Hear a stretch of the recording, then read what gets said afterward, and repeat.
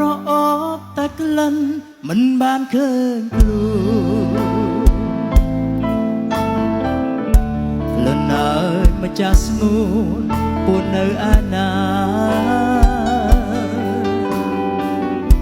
ចង់ឃើញចង់យល់ចង់ស្គាល់ភាំងត្រាតើម្ចាស់គុណធាល្អយ៉ាងណាទេក្លិននាងក្រអូបស្រូបមិនចែងណាយក្លិនប្រចាំកាយរបស់ស្រីពើ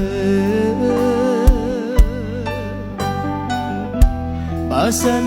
ជាបានឃើញប្រាណអីលើ